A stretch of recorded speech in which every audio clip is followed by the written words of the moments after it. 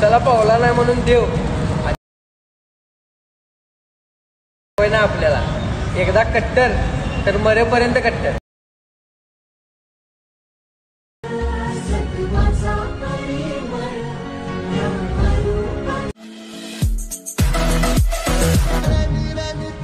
नवसाला पावला नाही म्हणून देव सवय ना आपल्याला एकदा कट्टर तर मरेपर्यंत कट्टर.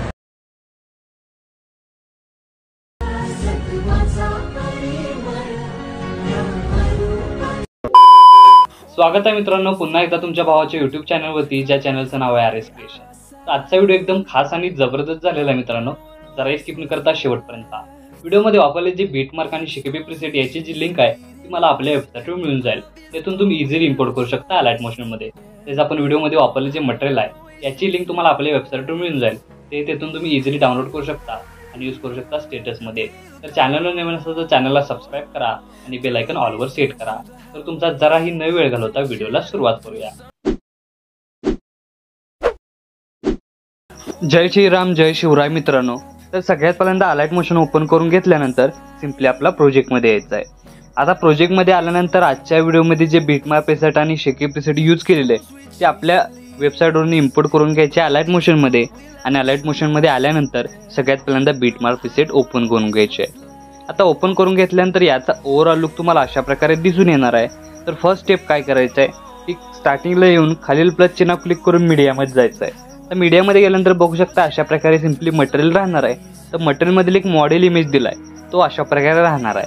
आता हा इमेज मी तर मॉडेल इमेज अशा प्रकारे मी इथं दिलेला आहे. इथं तुम्ही स्वतःचा इमेज यूज करून हा स्टेटस आहे तो क्रिएट करू शकता.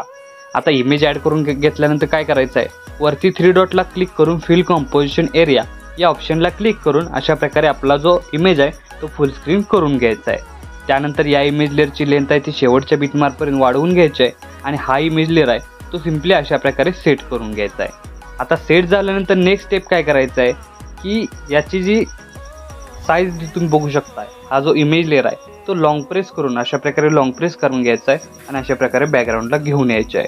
तर बॅकग्राऊंडला घेऊन आल्यानंतर सगळ्यात पहिल्यांदा 11.10 या सेकंदाच्या बीटमार्कवर येऊन इमेज लेअर सिलेक्ट करायचे आणि या इमेज लेअरच्याच खाली या इमेज लेअरचे 2 भाग करून घ्यायचा ऑप्शन दिसतोय त्याच्यावर एकदा क्लिक करायचं आहे.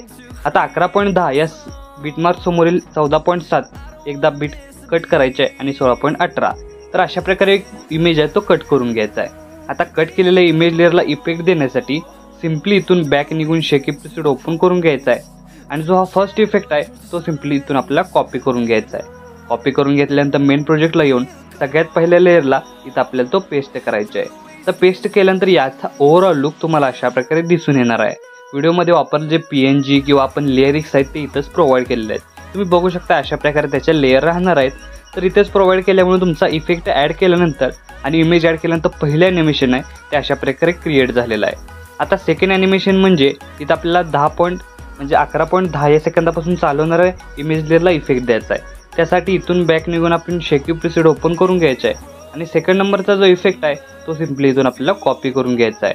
कॉपी करून घेतल्यानंतर मेन प्रोजेक्टला यायचं आहे आणि सिम्पली सगळ्यात पहिल्यांदा 11.10 या सेकंदाच्या बीटमार्कला पेस्ट करून एक इमेजमध्ये सोडून लास्ट इमेज म्हणजे 16.18 या सेकंदाच्या बीटमार्कला पेस्ट करायचे आहे आणि याचा ओव्हरऑल लुक तुम्हाला अशा प्रकारे दिसून येणार आहे.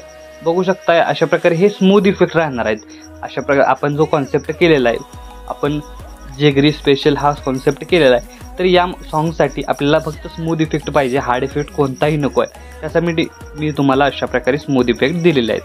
तर परत एकदा बॅक निघून शेकी प्रीसेट ओपन करून घ्यायचे आहे आणि थर्ड इफेक्ट आहे तो सिम्पली इथून आपल्याला कॉपी करून घ्यायचा आहे.